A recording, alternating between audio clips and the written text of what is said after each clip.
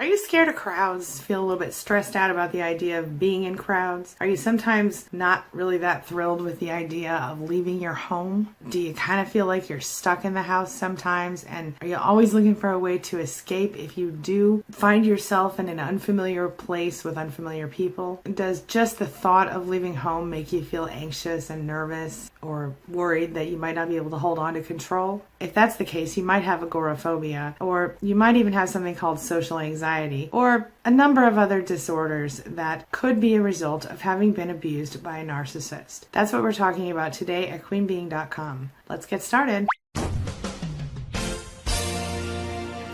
My name is Angie Atkinson, and on this channel, I offer free daily video coaching to help you discover, understand, and overcome narcissistic abuse in toxic relationships.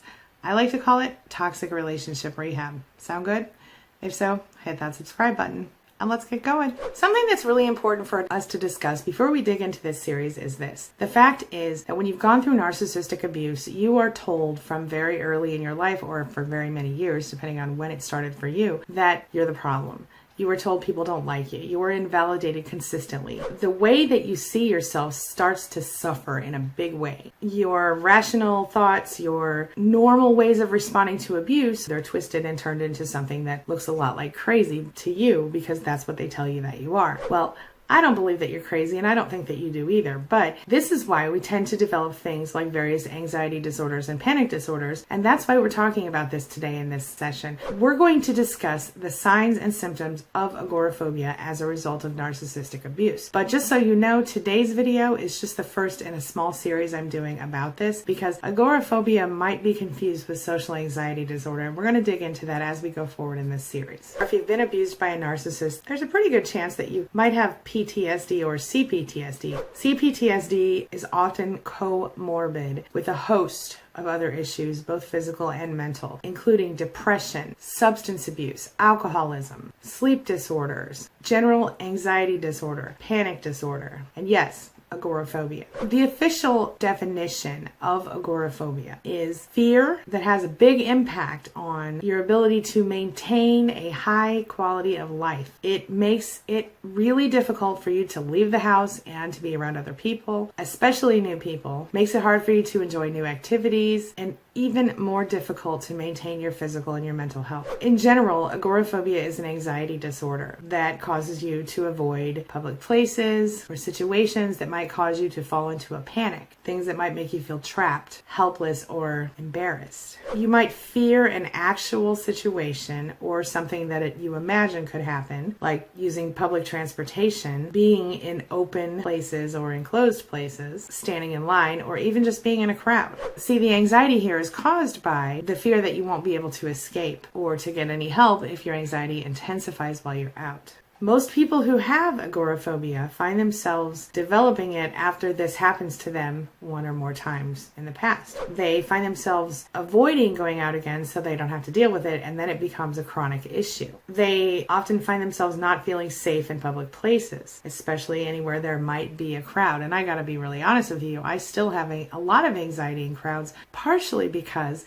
I'm an empath and I literally feel all that stuff around me. Can you relate to that? The fear can become so overwhelming that you just don't even want to leave your house at all. Some people who deal with agoraphobia just need someone to go with them. They just can't go by themselves. But other people can't go at all. The treatment of agoraphobia is really difficult because it requires you to face your fears and to go anyway. But according to my research with psychotherapy and various medications, people have become very successful in treating agoraphobia. The thing is, it's really difficult and it's hard to understand. It's very complicated and it's different than social anxiety disorder. And the other thing that you have to understand is that agoraphobia is something that can be caused by other panic disorders. It's often misunderstood, and its definition sometimes can be flexible depending on how you're reacting to the environment around you. Agoraphobia could be defined as fear of being out in the open, fear of being in public, or fear of being somewhere you can't get away from with no easy escape, fear of being in unfamiliar places, fear of leaving your house. Some people with agoraphobia struggle to even go out to like a public park, but they could go home work. They could drive from home to work, but they won't go to the park, they won't go to the store, they won't do anything. Some people can't leave their house at all. Most people understand agoraphobia to mean you can't leave your house at all, but what you have to understand is that it might also mean that you just can't go anywhere unfamiliar to yourself. This leads me to talk about social anxiety disorder, which is similar but different, and I think in many cases, social anxiety disorder could be what you're dealing with after narcissistic abuse. Certainly, you may be dealing with agoraphobia where you just can't leave the house or you feel scared to go anywhere but home or work or wherever you're familiar going. However, social anxiety disorder, which is also called social phobia, also involves high levels of anxiety, also involves a lot of fear, also involves the inability or lack of desire to leave the house, lack of willingness to leave the house. It also involves avoiding social situations and also due to feelings of fear, embarrassment, self-consciousness, and concern about being judged or viewed negatively by other people. Since I'm a solution-focused kind of girl, I'm going to continue this video by sharing with you a few things you can do to start moving in the direction of getting out of the house if you're stuck right now. And in my next video, I'll dig into more details about social anxiety disorder, agoraphobia, and solutions to that problem. So here we go. Here are a few quick tips to help you get out of the house when you feel stuck. One thing you can do is just take a deep breath and start to relax. Don't stress over the new activity or challenge and think you have to do it perfectly or something bad will happen. Most mistakes are totally forgivable, especially when you're trying something new and you've never done something like that before. Mistakes can and should be considered learning tools, and they can enable you to learn more about yourself, gain new skills, gain new experiences, and essentially help you move closer to achieving your best potential possible. The second thing you can do is to just look at this as something fun to test yourself, sort of like a competition.